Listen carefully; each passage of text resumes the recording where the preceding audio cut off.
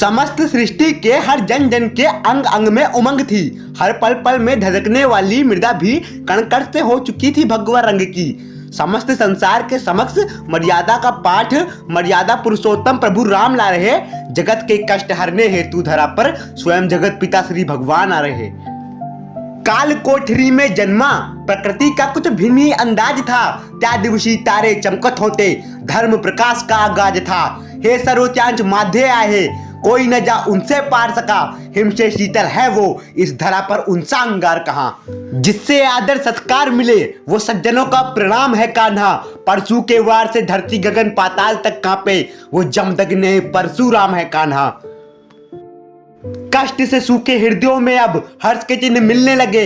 दिन तो दिन कमल पुष्प रात्रि में भी खिलने लगे। देव गंधर्व किन्नर आदि अपने हृदयों में प्रभु को बसा धरने लगे। जल भरे बादल भी अब घोर गर्जना करने लगे। परम अवतार के अवतरण से सारा विश्व अधर्म से अभय हुआ।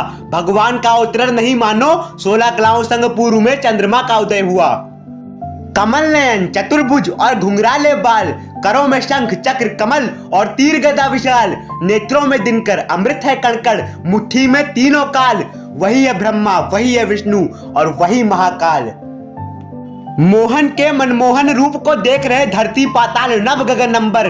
कानों में कुंडल कमर में करधन और तन पे सुशोभित पीतांबर। नेत्र है मोती नेत्रों में नेत्रधर नेत्र को निहारत नेत्र थमे न क्षणभर। कान्हा का रूप देख कामदेव भी भस्म हो गए जलकर। इस मनमोहन दृश्य को अचंभित वासुदेव देख रहे। कृष्ण के स्वरूप को देख अपने नेत्रों को सेक रहे। देख रहे कैसे परमेश्वर ने प्रेम का बाण धर प्रत्यंचा उन पर तानी है। सोच रहे सब तो मिल गया अब और क्या जिंदगानी है। माता देवकी ने कहा हे भगवान हम आपकी शरण में हैं। हमें भ्राता कंस से बचा ले। पुनः अपने शिशु रूप में आए अपना दिव्य चतुर्भुज रूप छुपा ले। कंस की सेना काज पड़ गया कान्हा से पाला था। भूल गया था कंस की वो केवल चिंगारी नहीं रौद्र रूप था ज्वाला का। टूटने वाला उसके पापों के पिटारों का ताला था। समझ ना सका वो कि बाल कृष्ण का रूप धर स्वयं वीरभद्र काल मर्दन करने वाला था। सारे रक्षक द्वारपाल और सेनाएं अचेत हो गई। वासुदेव कृष्ण को पकड़े द्वार पे पहुंचे तो देखा सभी रक्षकों की चेतना अखेट हो गई। कृष्ण के स्पर्श मात्र से सारे पाप धुल गए और चलते चलते सारी जंजीरें कड़े व फाटक खुल गए। घोर गर्जना करते मेघ जल बिंदु गिरा रहे मानो स्वर्ग में बैठे देवराज बाल कृष्ण को खिला रहे। सभी देवगण कृष्ण का वंदन एकत्र होकर कर रहे और भीग न जाए कान्हा इसीलिए वासुदेव के पीछे पीछे स्वयं शेषनाग छत्र बनाकर चल रहे। वर्षा का वेग बेहद प्रचंड था। इसी कारण वश यमुना का प्रवाह हो चुका अखंड था।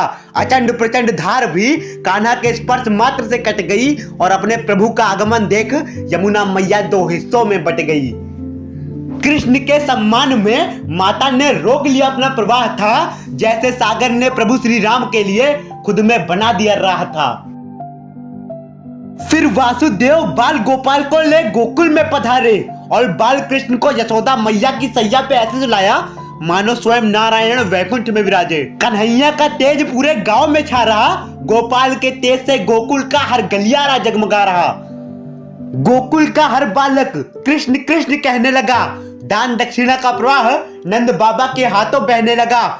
ढोल नगाड़े शंख आदि बजने लगे। देव गंधर्व किन्नर आदि कृष्ण कृष्ण भजने लगे। एक दिन पूतना नाम की राक्षसी कंस की आज्ञा से गोकुल आ पहुंची। सुंदर युवती का रूप धर नंद के घर आ धमकी। कृष्ण को निहारने के बहाने कृष्ण को गोद में उठा लिया और स्तनपान के नाम पे नन्हे कान्हा को काला विष था पिला दिया। दिख रहे नन्हे पर कान्हा नादान न थे। पूतना क्या प्रपंच रच रही वो भली भांति जान रहे।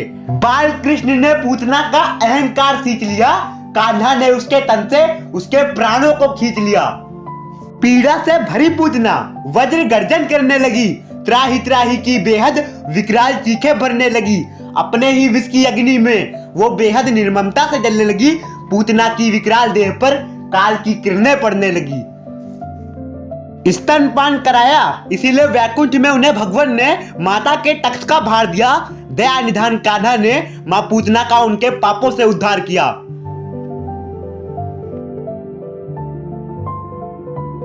वैकुंठ में बैठे कृष्ण ये देख मंद मंद मुस्का रहे कि कैसे नीचे बाल कृष्ण पर एक एक कर अनेकों संकट छा रहे। पर एक एक कर कान्हा ने गोकुल वासियों के मन को अपनी लीलाओं से आश्चर्य का भार दिया और एक दो नहीं, बाल गोपाल ने अपने बाल काल में 8 राक्षसों का उद्धार किया।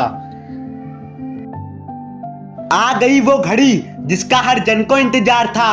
आ गया मौका नंद नंदन के नामकरण संस्कार का। पालने में लेटा बालक हर जन का तारनहार था।